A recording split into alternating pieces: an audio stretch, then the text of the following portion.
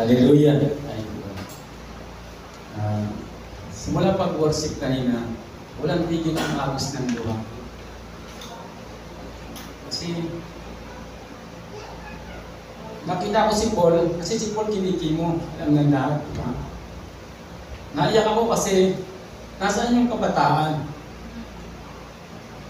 Na kung kailan kailangan, bakit wala sila? Salamat sa Panginoon na nandito kayo. Sabi ko nga,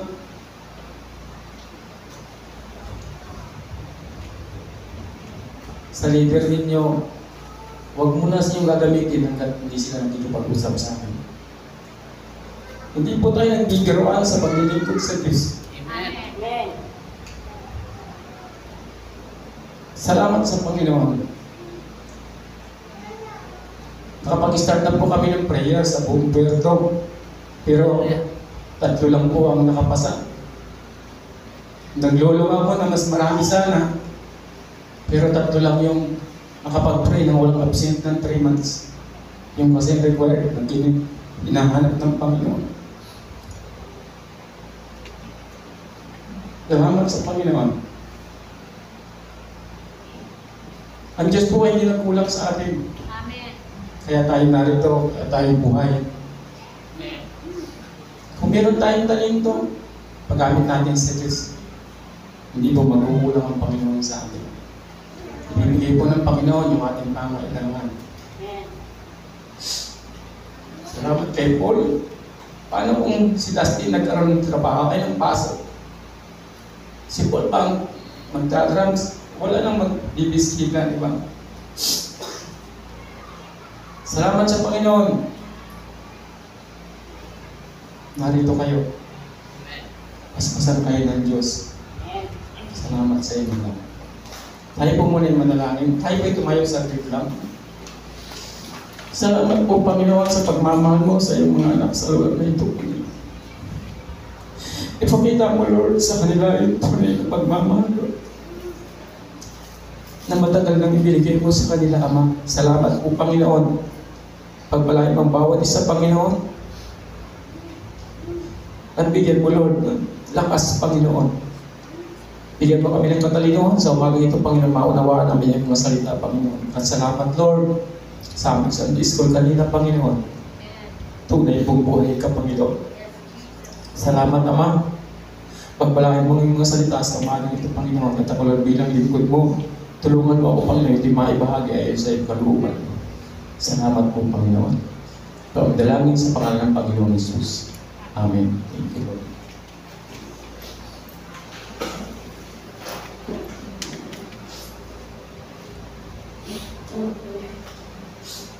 Salamat sa Panginoon. Purihin ang Panginoon.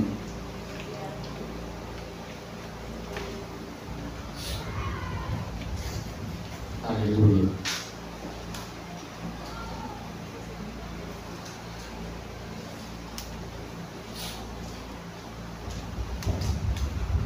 Bago po ako mag-umpisa, meron po muna tayong maliit na mixing video na gusto kong ipanood sa inyo. Pwede mo po.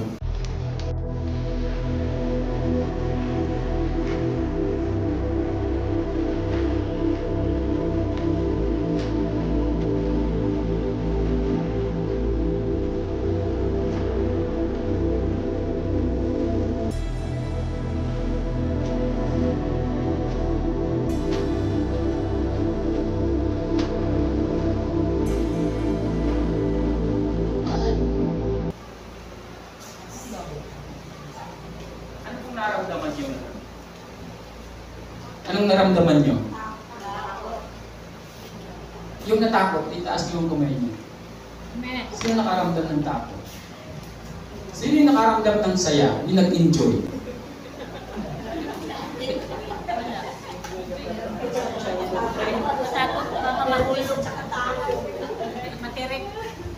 Takot, di ba? Pero yung gumawa niyan, hindi natakot, di ba? Kasi nangyari yan eh, nagawa. Yung lahat po na tumadaan at natatakot, hindi na bumabalik. Di ba? Kasi ayaw na uling maranasan yun eh. Kung minsan maraming tao sumasakay sa aeroplano, pero hindi lahat nag-i-enjoy. Mayroong takot na takot. At mayroon akong kilala. Kilalang kilala. Kilalang kilala. Hindi na nagmulat simula nung magsakay. Nagmulat nasa baba na. Diba? So, pero, isang aeroplano lang ang sinakyan nyo, pero mayroong nag-i-enjoy. Diba? Nagbibideo-video at habang nabiyahe yung plane, masayang masaya. Pero mayroong hindi nag-i-enjoy. Amen. Diba? Pero isang plane lang naman yun. Pag mag-crash yun, lahat naman sila patay. Pero yung iba masaya. Yung iba natatakot. Normal po sa atin natatakot. Ang mahirap po, yung ayaw mo na bumalik. Yung takot kasi, ito yung nagdadala para ikaw ay kumapit. Para ikaw ay magtiwala. Para ikaw ay magpasalamat sa Panginoon. Kasi ikaw ay iningatan. Amen. Naalala mo yung kwento na isang taong naglalakad sa dilim at biglang nahulog sa bangin. Ngunit napakabilis din nakakapit siya sa sanga. Ay madilim. Nananalangin siya, Panginoon, iligtas mo ako. May narinig siyang boses na maliit, bumitaw ka na anak. Sabi niya, Panginoon, ikaw ba yan? Ayaw kong bumitaw. O mamamatay ako, bitaw na anak.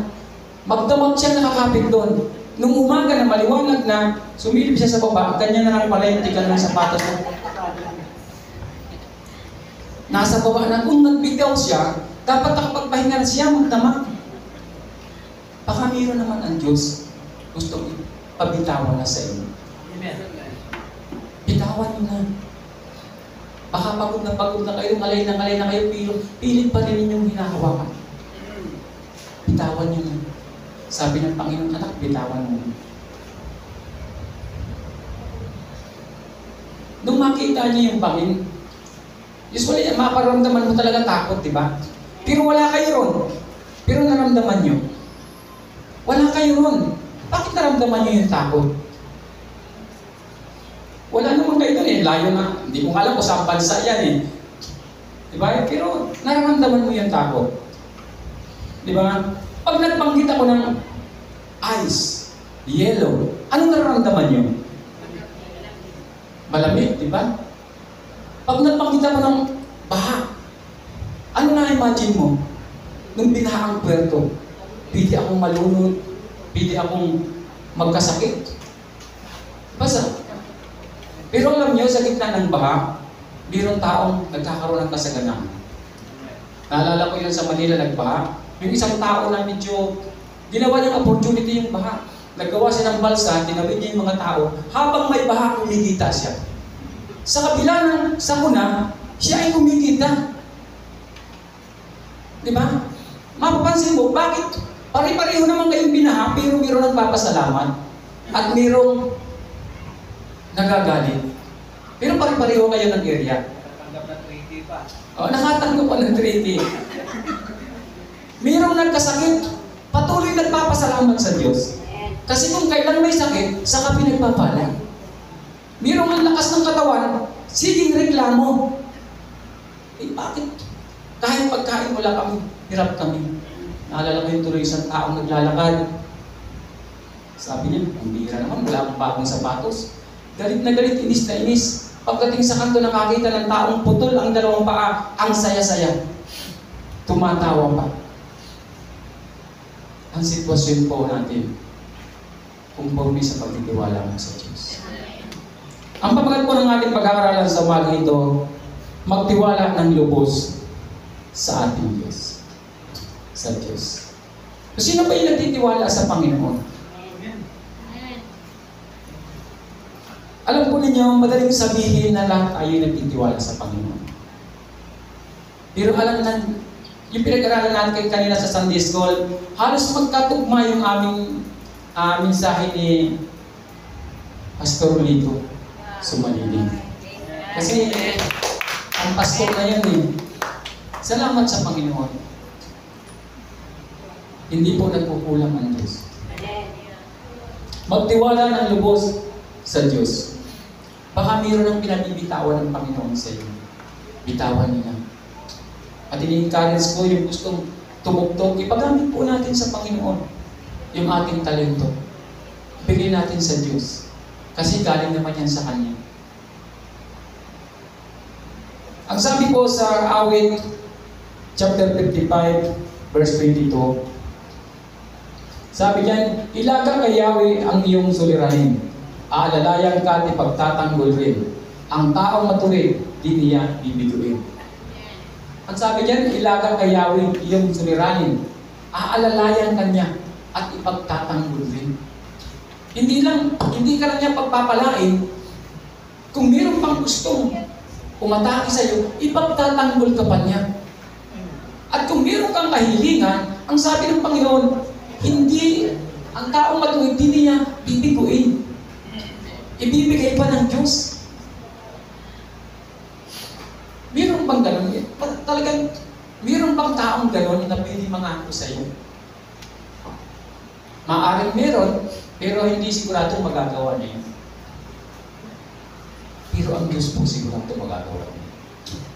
Ibibigay ng Panginoon sa atin.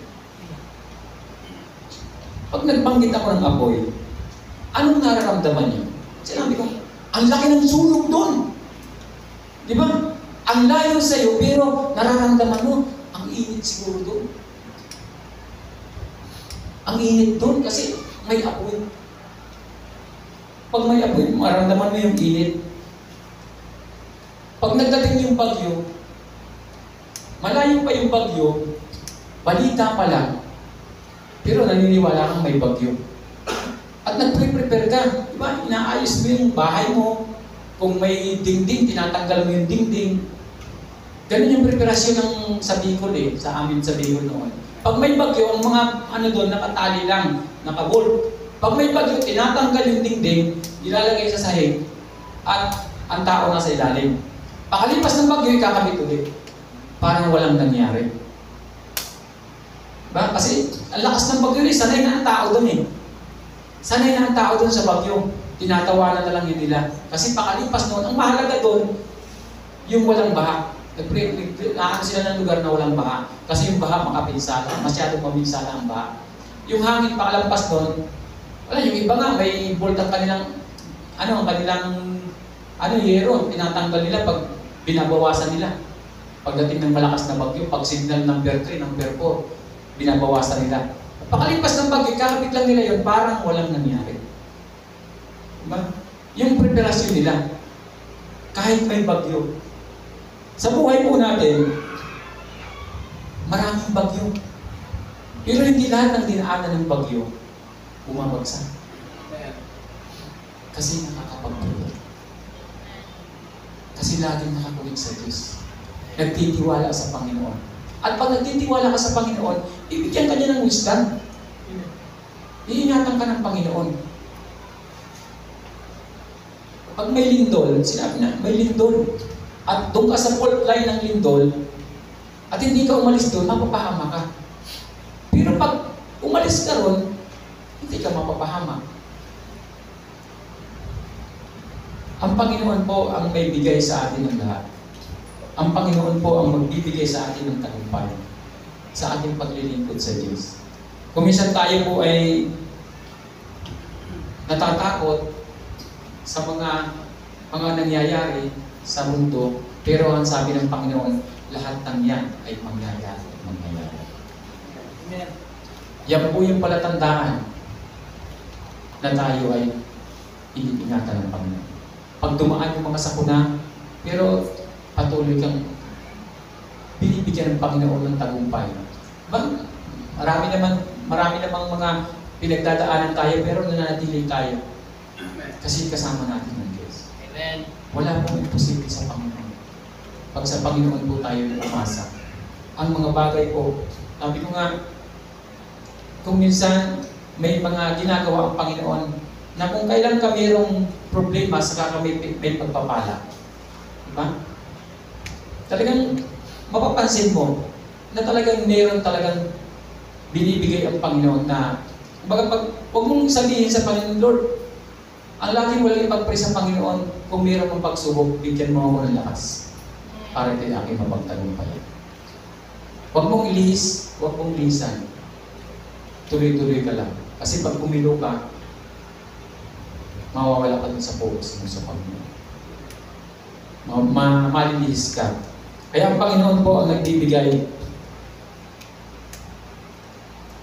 ng pangangailangan ng bawat isa. At yung kasaganaan natin, ibibigay po yan ng Panginoon.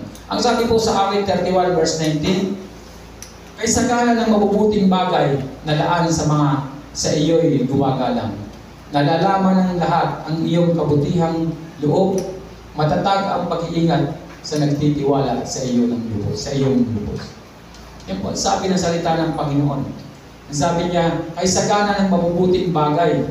Ano ba yung masagana sa mga anak niya? Yung mabubuting bagay. Yun po ang sagana sa atin. Yung mabubuting bagay na ibinibigay ng Diyos. Yun po ang masagana sa ating buhay. Kaya hindi po lahat ng merong pagsubok ay hindi mabubuti ang binigay ng Panginoon. Kaya ka nilalagyan ng Panginoon ng pagsubok kasi meron siyang gustong ibigay na magandang bagay sa iyo. At matatanggap mo yun sa kabila ng mga pagsubok na yun. Salamat sa Panginoon na mayroon pong tagumpay at ibibigay ng Diyos yung mabubuting bagay. Kahapon nung kami ay umikot ng Puerto, nakabalik kami siguro mga 9 na, sobra na 9. At muntik nang mag-spintang si Brad Dudoy. Talagang iba yung nararamdaman na niya. Kaya lang sabi niya, nagmulat kasi siya, may nakikita siya ng mga parang nadi-disturb siya. Sabi ka susunod, huwag ka nang magmulat. Pumikit ka na lang. Salamat sa Panginoon na talagang nakaikot kami at iba yung pakiramdam. Kung ma-experience nyo yun sa mga susunod na round natin at kayo makasama, iba po talaga. Ramdam na ramdam mo talaga ang ibibigay ng Panginoon sa iyo. Magugulat ka na lang. Si Jojo, matagal na rin siya dito, pero kahapon, hindi niya maipaliwanag kung ano yung gusto niyang ipaliwanag. Talagang ramdam na ramdam niya. Salamat sa Panginoon. Yung pong magbubuting bagay, ibibigay lang ng Diyos. Ibibigay lang ng Panginoon. Kaya sabi niya, kay sagana ng magbubuting bagay, nalaan sa iyo'y gumagalang. Pag tayo po ay naglilingkod sa Panginoon, nire-respeto natin ang Panginoon, iginagalang natin ang Diyos, yan po ang sa ating ibibigay ng Panginoon. Yung mga masaganang bagay, yung mga kailangan natin, ibibigay ng Diyos sa atin. Ako po nung naglingkod sa Panginoon, hindi ako nag-isip na kung ano yung dapat maging makapagtapos ang aking mga anak. Kasi maraming tao na kahit naman may pera, hindi nakakapagtapos ang mga anak. Kasi kung ayaw mag-aral, anong magagawa mo? Diba? Maraming ganun. Marami akong kaibigan ganun. Sabi nila, bakit nakapagtapos ang mga anak mo? Eh, mas maganda pa ang trabaho namin kaysa sa iyo. Pero bakit? Eh kasi nasubaybayan talaga. Sa totoo lang, simula sila mag-high school, hatid sundo ko yung mga yan. Parang mga babae yan sila. Talagang college na, inahatid ko pa yan sila. Patuloy talaga yung talagang binibigyan ko ng time para may guide ko sila. Bahay, school, at simbahan lang yan sila. College na yun ha. Kaya sabi ko nga, siguro nagka-girlfriend sila, yung mga misis na lang nila eh. Kasi talagang ano sila, yung binabantayan talaga. Salamat sa Panginoon. At talagang nakapagtapos naman sila lahat. Dalawa na lang yung 2 years na lang, makakapagtapos na rin sila. Gabayan po natin sila. Alam po ninyo, ang Diyos patuloy tayong ginagabayan. Lahat ibinibigay sa atin. Tayo lang ang umaayaw. Tayo lang ang umaayaw. Pero kung tayo magtitiwala sa Diyos, ibibigay po sa atin ang Panginoon yung sinasabi sa amin sa salita. Ibibigay ng Diyos yan sa atin lahat. Pag tayo po yung totoong magtiwala sa Panginoon. Lahat po ng yan ibibigay na Diyos sa atin. Hindi po talaga magkukulang ang Panginoon. Sa ating mga magulang bilang tao, mayroon pa tayong piling hindi maibigay. Pero ang Diyos po, yan ay kanyang ibibigay sa atin. At yan po ay napatunayan ko sa aking paglilingkod sa Panginoon. Siya ang nag-ayos sa buhay ng aking mga anak. Naalala ko si Paul, nag-aaral. Kakain na siya, yung mga mag-alas 12 na, pinadalan ko ng pera. 50 pesos. Sabi niya, nahiya na ako pa magbuha dito sa Pulsya. Para lang makakain yung oras na yun. Kasi yung pera ko mga alas 2 pa darating. At si Lunglong, ay payat pa kay Dustin. Talagang ramdam yung pangangailangan physical. Pero hindi tinatamad mag-aral. Tuloy-tuloy.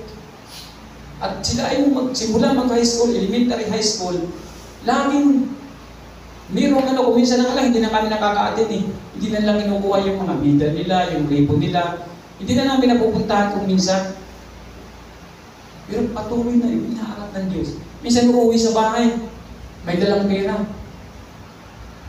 Buhay si Juju, may dalang, sabi ko, dami mong pera. Sabi lang, champion ako pa sa chess. Pag ilang araw, umuwi si Lunglong, may dala pang trophy, may pera rin. Nag-champion din daw siya. Talagang inaangat ng Diyos. Kaya huwag kang magsawang maglingkod sa Panginoon. Tuloy-tuloy ka lang sa paglilingkod sa Diyos.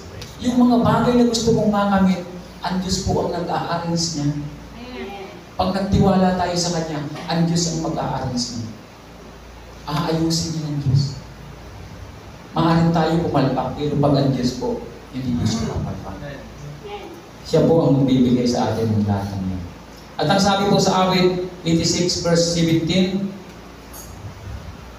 sabi niya, pagtulong sa akin inyong patunayan upang mapahiya ang aking kaaway. Kung makita nilang mayroong katibayan na ako'y inaliw mo at tinulungan.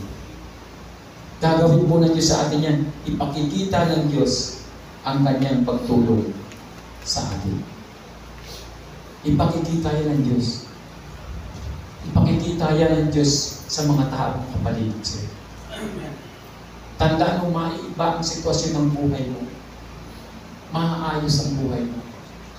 Kasi nakita ko sa aming buhay.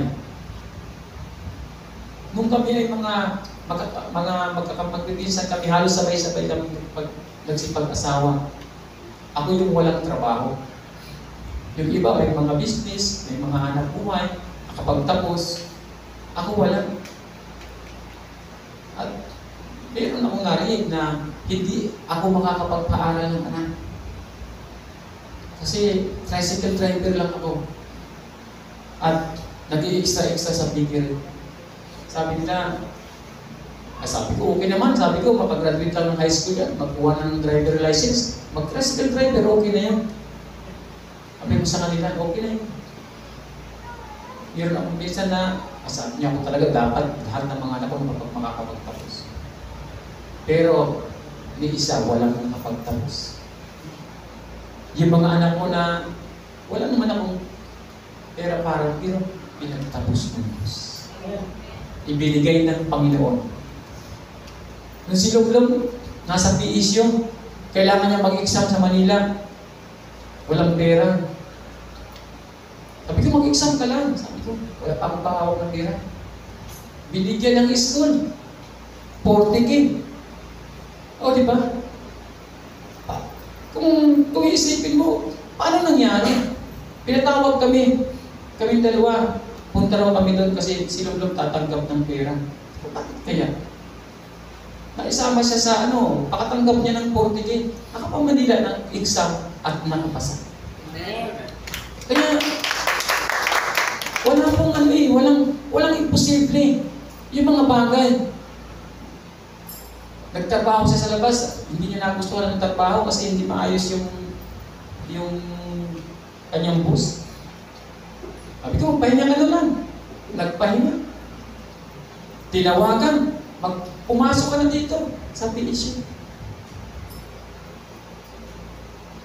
Yung requirement sa kanan, pumasok ka. Ganun kabuti ang Diyos eh. Inilalagay ng Panginoon yung kanyang mga anak sa tamang lugar para sa kanila. Ilalagay ng Diyos, itong kailalagay ng Panginoon. Hindi ka pababayaan ng Diyos. Tandaan mo, hindi ka niya pababayaan at hindi siya magkukulang sa iyo pag nagtiwala ka sa Panginoon. Sabi nga nung dating principal, yung tawag ba niya doon sa Taytay, pinakamataas sa PSU. Dati. Kasi nakikiusap ako sa mga tuition ng mga anak ko eh, kay Jojo. Ngayon, yung anak ko na ang boss mo. May darating dito, ganito. Yung anak. Diba? Ganun kabuti ang Diyos eh. Siya, yung dating mababa, itinataas. Kasi sabi ng Diyos, ang nagpapakababa ay itinataas at ang nagpapakataas ay ibinababa. Nagulat si Sir Bong, nagkita kami sa Robinson. Kaibigan kami niya ni kahit binata pa ako, kakilala ko na yun. Purihin ang Panginoon. Hindi po magkukulang ang Diyos. Tandaan ninyo palagi, yung pangarap niyo sa mga anak ninyo, magtiwala lang kayo sa Panginoon. Ibibigay at ibibigay ng Diyos. Yung kambal, malapit naman sila makapagtapos. 2 years na lang. Makakapagtapos na. Hindi pa nakakapagtapos. Sabi niya pa, pag nag-loan ako, ibibigay kong lahat sa inyo. Sabi ko, mag-iwan ka rin sa'yo. Kung mag-loan ka ng 500,000, siya yun na yung 500 pesos. Ba yung mga ginagawa mo, ibinabalik din niya ng Diyos. Amen. Hindi ka man naging milyonaryo yung mga anak mo, milyonaryo ka na rin. Amen. Hindi man ako maging milyonaryo, kung maging milyonaryo kayong lahat, milyonaryo na rin ako. Diba? Kaya po sa paglilingkod natin, magtiwala ka lang sa Panginoon. Wala pong ibang tagumpay, kundi ang magtiwala sa Diyos. Amen. Marami na po akong na-experience ng mga bagay. Marami nang nagpatotoo. Nakamit nila yung lahat sa mundong ito. Pero pagdating ng oras, sa Diyos pa rin tumatawag. Bakit maraming taong punong-puno sa kusako ang pera nagsususay? Wala nang kulang sa kanila. Ang dami na nilang pera. Pero hindi sila masaya. Kasi wala silang Diyos. Ang Diyos lang po ang magbibigay ng tagumpay sa atin. Lagi mong tatandaan, ang pamilya mo, hindi pababayaan ng Diyos. Kakain kayo. Yan ay testimony rin ni Kuya Lito. Na talagang hindi naman sila nagutom. Parang natanggal pa ngayong mga wrinkles kasi nawala na yung problema. Di ba? Bumaba na kasi wala pang ang buhok.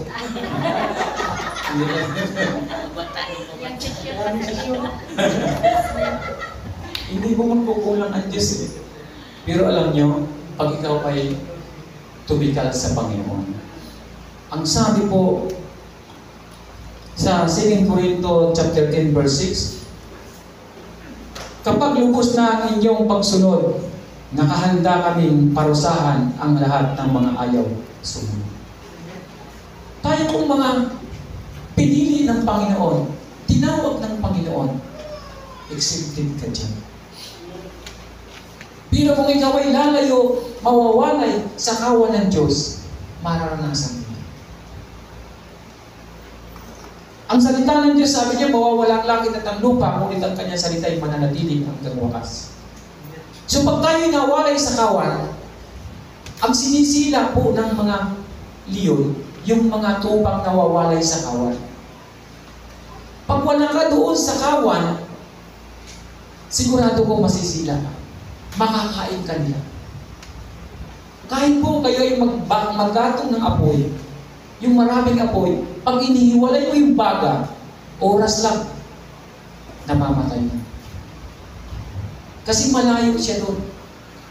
Sa payong po, pag mayroong payong, at ikaw ay nandun sa ilalim, pag umulan, hindi ka nababasa. Pero tubukan mong lumayo pa dun sa payong, mauulanan at mauulanan ka.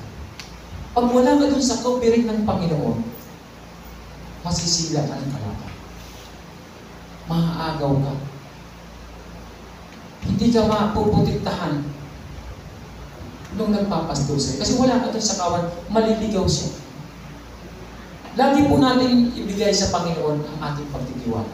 Amen. Hindi po natin yan maranasan. Nagkaroon po ng ang ating music team, parang meron na silang ang tawag nito, devotion. Ang hindi magdi-devotion, hindi rin makakapag-practice. Ibig sabihin, yung hindi nag-practice, talagang wala palang devotion. Kaya hindi sila nakapag-practice.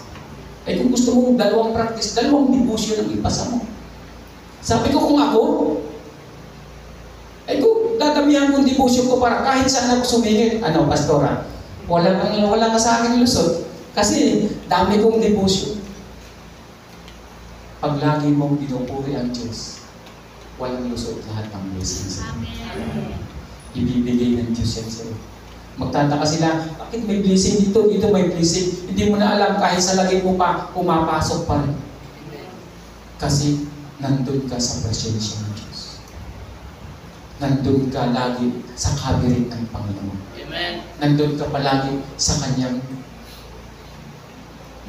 yung Kanyang kawan, nandun ka palagi at nakasandal sa Panginoon.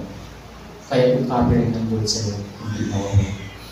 At yung blessing, patuloy na umaapaw sa iyo. Patuloy na binibigay ng Diyos. Patuloy po tayo magtiwala sa Panginoon. Si Pastora po, naranasan niya yung pagnali, pinapabasa ng Psalms 119 nata, yung pinakamahabang verse, nakaluhod. Ginawa na ba niya dito? Malapit na niya yung gawin. Naranasan niya yun. Pero hindi bumitiw. Hindi bumitiw. Ang hindi po bumibitiw, magtatalong. Amen. Sa mundo, kung gusto mong yumaman, yung pananaw ng mundo, maging madamot ka. Maging masama ang ugali mo. Yun ang mundo. Pero hindi tayo taga-mundo. Hindi tayo pwede pumasok doon sa kanilang mga sinasabi na sa mundo gano'n. Sa mundo, makasarili. Kaya nga sa mundo, pag yumayaman ka, payaman ng payaman, pasama ng pasama. Kasi yun yung mundo, yun yung takbo ng mundo. Kung gusto mong magkaroon ka ng yaman sa mundo, yun ang gawin mo. Yung sa atin, hindi po yun ating pinito. Kasi ang yaman natin mula sa Diyos. Amen. At tuloy-tuloy lang yung bumubukan. Ang biyaya po ng Panginoon, ibinibigay niya. At lahat ng nagtitiwala sa Kanya, pinagtatagumpay ng Diyos. Kaya po ako naiiyak kanina. Alam niyo kung bakit? Kasi gabi-gabi akong lumulubog sa Panginoon. Ipinapanalangin ko kayong lahat. At halos binabanggit ko pa ang inyong mga pangalan. Kaya ako lumuluha kanina kasi nakita ko, tatlo lang sila doon sa unahan. Si Sir Paul ay kinikimo yan. Kahapon lang hindi ata uminom ng gamot kasi kikimuhin na ulit sa pitsa 4.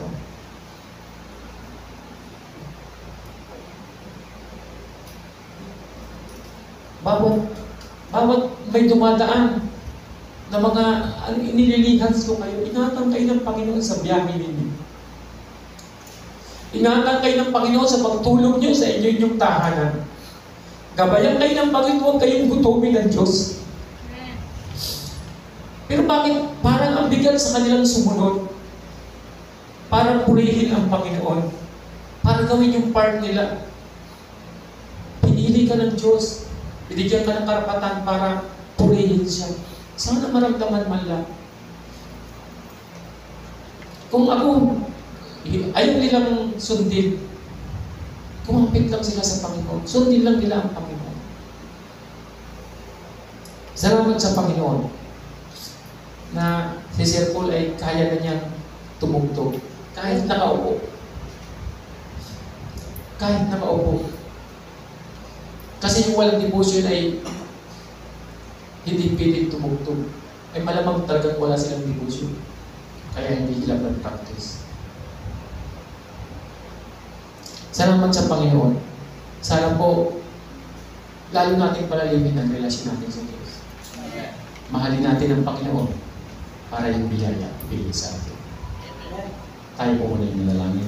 Salamat po, Ama, sa pagmamahal mo sa bawat isa sa amin, Panginoon. Patuloy mo kami pagpalain, Lord, ang iyong mga anak, Panginoon, sa dako dito, Panginoon. Patuloy mo ingatan, Panginoon, kanilang mga hanap buhay, kanilang pamilya, ang kanilang kitaan, Panginoon. At patuloy mo pagpapalo at ikaluhin mo sa bawat isa. Kalakasan, kagalingan, kung mayroon mo may karamdaman. Salamat po, Ama. Ang lahat po ng aming kahilingan, ito po namin pinasasalamatan sa pangalan ng Panginoon sa Kristo. Amen. Thank you, Lord.